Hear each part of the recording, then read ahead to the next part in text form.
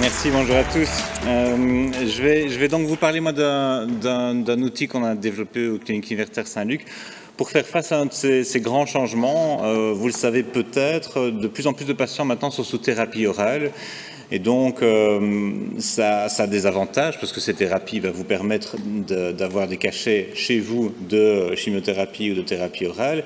Mais le désavantage, c'est qu'il peut y avoir moins de contact avec l'équipe de soins. Vous êtes seul avec votre traitement au domicile et ça peut poser des problèmes de sécurité ou des problèmes de qualité du traitement. Et donc l'idée qu'on a eue au départ, c'est de réfléchir à une manière de ramener des compétences et des connaissances aux patients, des repères, pour qu'ils puissent être de plus en plus autonomes avec ce traitement-là et qu'ils puissent se situer un petit peu mieux par rapport à la prévention, la gestion et le suivi de ces effets secondaires. Donc, qu'est-ce qui se passe quand on est face à la maladie oncologique et face à un nouveau traitement? On l'a vu avec le témoignage de Mme Nering, on a des difficultés d'adaptation parce qu'on a une rupture de l'équilibre.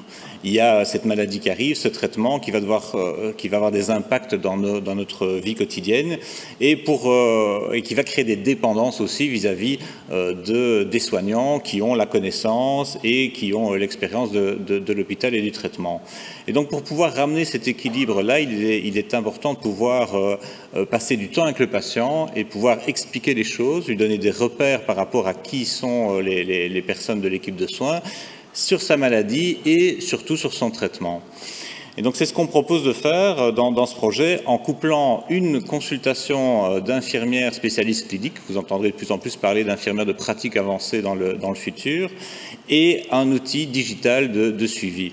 Donc on fait une consultation d'une demi-heure, une heure avec le patient, pour un patient qu'on connaît bien puisqu'on le connaît depuis l'annonce du diagnostic, mais au démarrage d'une thérapie orale, on va avoir ce temps d'éducation thérapeutique avec lui, où on va discuter donc du traitement, prévention, gestion des effets secondaires et rendre de l'information au niveau des repères, de l'information écrite et des auto-évaluations.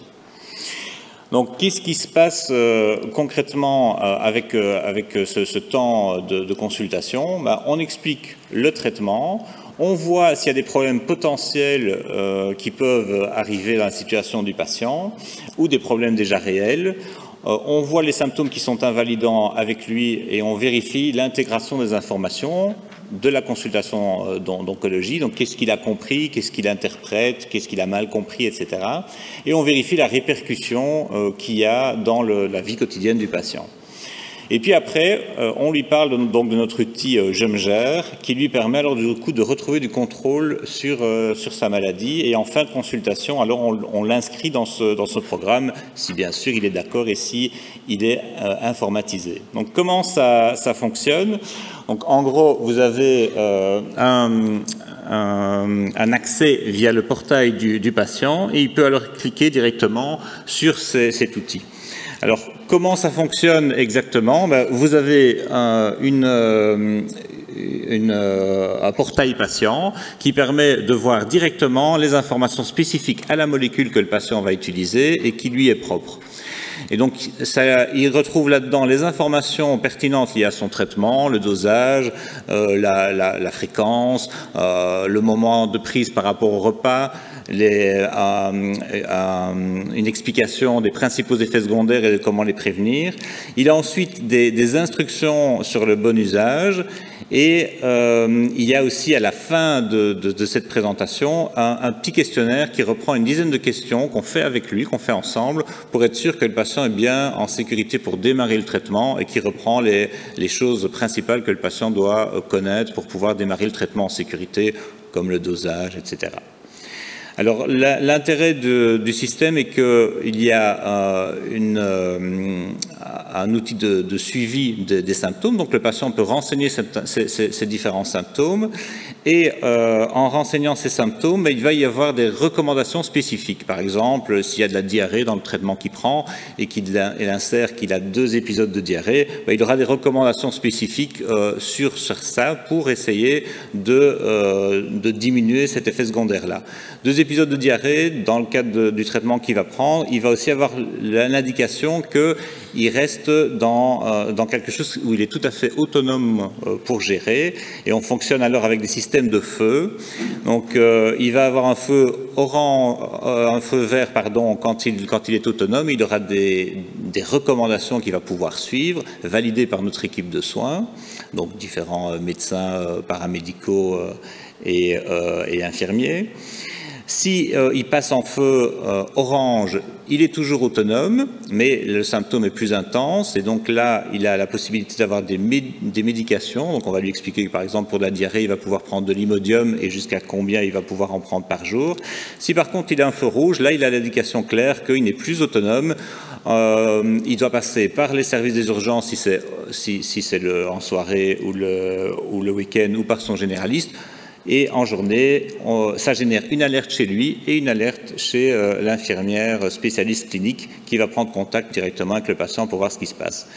Il y a également un questionnaire de qualité de vie pour pouvoir aussi voir l'impact des effets. On s'est rendu compte qu'il y avait certains patients qui avaient peu d'effets secondaires physiques, on va dire, mais qui par contre avaient des scores de qualité de vie très mauvais. Et donc là, on va explorer le questionnaire de qualité de vie pour voir quel est le problème, et ça devient une urgence pour nous aussi, et on recontacte le patient à ce moment-là. On s'est rendu compte qu'un des enseignements de l'outil est que la fatigue est quelque chose qui invalide très très fort la qualité de vie du patient et pour lequel les équipes de soins ont peu de réponses, voire banalisent. Et donc là, on va d'ailleurs démarrer toute une série de réflexions pour améliorer la fatigue des patients. On a aussi développé un système plus spécifique d'information générale. Donc il y a de l'information validée par nos différents partenaires. Et donc voilà le portail que le patient va pouvoir voir. Donc je ne vais pas vous le montrer en détail, mais en gros, il y a donc toutes les informations liées à la molécule. Et ensuite, il y a des conseils généraux spécifiques. Donc vous pouvez cliquer sur bien-être, fatigue, activité physique, différents items. On a aussi ajouté la sexualité, comme discuté ce matin, c'est un point important pour les patients, et donc c'est important qu'il n'y ait pas de tabou là-dessus non plus. Et quand ils cliquent sur ces outils, on a des outils d'auto-évaluation, on a de l'information générale validée et des liens vers, par exemple, la formation contre le cancer ou nos propres informations validées. Et ensuite, il y a les questionnaires de qualité de vie et les questionnaires de suivi. Donc, les principales thématiques générales sont bien-être psychologique, physique, diététique, dermatologique, intimité, sexualité. Là, c'est de l'information générale et ils peuvent la consulter et retrouver alors l'information validée. Et comme je vous le disais, la fatigue va faire l'objet d'une prise en charge spécifique. On va d'abord exclure évidemment toutes les causes physiques et psychologiques. Et quand on aura exclu ça, on va travailler en détail avec le patient pour voir les différents déterminants de cette fatigue-là et lui faire prendre un chemin clinique spécifique avec des évaluations spécifiques pour faire en sorte que la fatigue ne soit plus une fatalité. Voilà en quelques minutes ce que je peux dire du projet et voilà ce qu'on va développer dans le futur. Merci pour votre attention.